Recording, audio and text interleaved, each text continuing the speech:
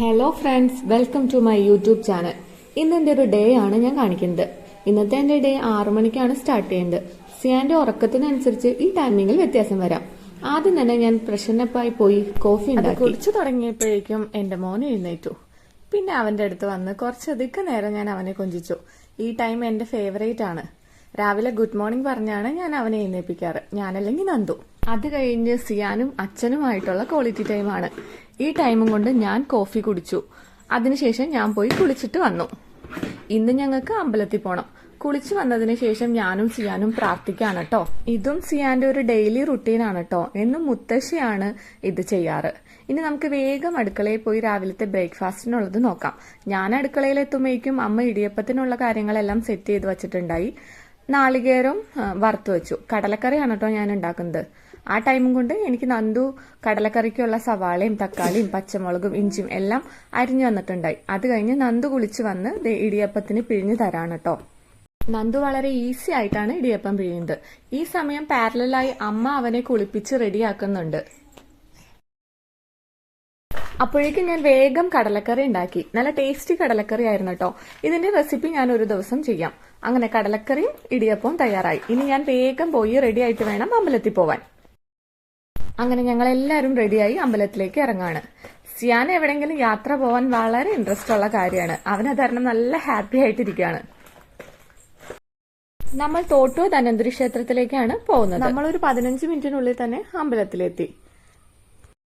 Week day ആയ കാരണം തിരക്ക് കുറവായിരുന്നു. ഞങ്ങൾ നന്നായി തൊഴുത് ഇറങ്ങി. അന്ന് അവിടെ ഔഷധക്കഞ്ഞി വിതരണം ഉണ്ട് കേട്ടോ. അപ്പൊ ഞങ്ങൾ കഴിച്ചിട്ട് പോകാന്ന് വിചാരിച്ചു.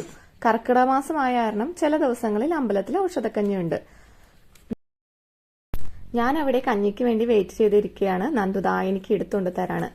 നല്ല ചൂടുള്ള ഔഷധക്കഞ്ഞിയും നല്ല സ്വാദുള്ള ചമ്മന്തിയുമായിരുന്നു കേട്ടോ.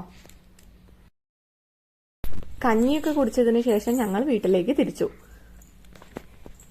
മോനെയും കൊണ്ട് കഞ്ഞി കുടിക്കുന്നത് കുറച്ച് ടാസ്ക് ആണ് കേട്ടോ. അവൻ അപ്പോഴത്തേക്കും വാശിയായി തുടങ്ങിയിരുന്നു.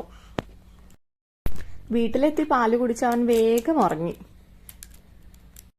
നന്ദു റെഡിയായി ജോലിക്ക് ഇറങ്ങാണ്. ഇനി എന്റെ പണികൾ തുടങ്ങാണ്. ഞാൻ അടുക്കളയിൽ ചെല്ലുമ്പോഴേക്കും അമ്മ ചോറിനുള്ള കാര്യങ്ങളെല്ലാം ചെയ്തിരുന്നു.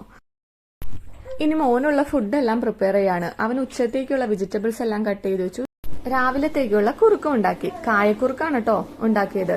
അപ്പോഴേക്കും അവൻ എഴുന്നേറ്റു. ഇനി അവനെ കഴിപ്പിക്കലാണ്. അവനെ കഴിപ്പിക്കാൻ കുറച്ച് ടാസ്ക് ആണ് കേട്ടോ. പിന്നെ ഓരോന്നൊക്കെ കാണിച്ചു കൊടുത്ത് ഞാൻ അവനെ കഴിപ്പിക്കും. അത് കഴിഞ്ഞ് ഞാൻ ചെന്ന് വാഷിംഗ് മെഷീനിൽ തുണികളൊക്കെ നനയ്ക്കാനിട്ടു. അപ്പോഴേക്കും എനിക്ക് വിശന്നു തുടങ്ങി. പിന്നെ ഞാനൊരു 2 ഇടിയപ്പവും കടലക്കറിയും കഴിച്ചു. ഞാൻ അടുക്കളയിൽ ചെല്ലുമ്പോഴേക്കും അമ്മ ഉച്ചത്തേക്കുള്ള രസം ഉണ്ടാക്കി വെച്ചിരുന്നു. വെണ്ടയ്ക്കയും അരിഞ്ഞു വെച്ചു. ഇനി നമുക്ക് വെണ്ടക്ക മെഴുക്കുവരട്ടി ഉണ്ടാക്കിയാൽ മതി. അത് ഞാൻ വേഗം ചെയ്യാണ്. അതിനിടയിൽ മോൻ എഴുന്നേറ്റു കേട്ടോ. പിന്നെ അമ്മ അവനെ മാനേജ് ചെയ്തോളും. ഇടയിൽ ഞാൻ തുണിയൊക്കെ വിരിച്ചിട്ട് അവനുള്ള ലഞ്ചും പ്രിപ്പയർ ചെയ്തു. പിന്നെ എന്റെ ഉച്ചത്തെ ലഞ്ച് ഞാൻ കഴിക്കുകയാണ്. രസവും വെണ്ടക്ക മെഴുക്കുവരട്ടിയും കൊണ്ടാട്ടമുളകും ആയിരുന്നു ഞാൻ കഴിച്ചത്. പിന്നെ അവനുള്ള ലഞ്ചൊക്കെ ഞാൻ കൊടുത്തു. കുറച്ചു നേരം അവന്റെ കൂടെ കളിച്ചിട്ട് അവനെ ഉറക്കി. ഇത്രയുമാണ് കേട്ടോ എന്റെ ഒരു മോർണിംഗ് റുട്ടീൻ.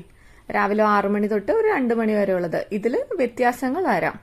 എന്റെ വീഡിയോ ഇഷ്ടമായ ചാനൽ സപ്പോർട്ട് ചെയ്യുക, ലൈക്ക് ചെയ്യുക, ഷെയർ ചെയ്യുക, കമന്റ് ചെയ്യുക. Thank you for watching. Bye bye.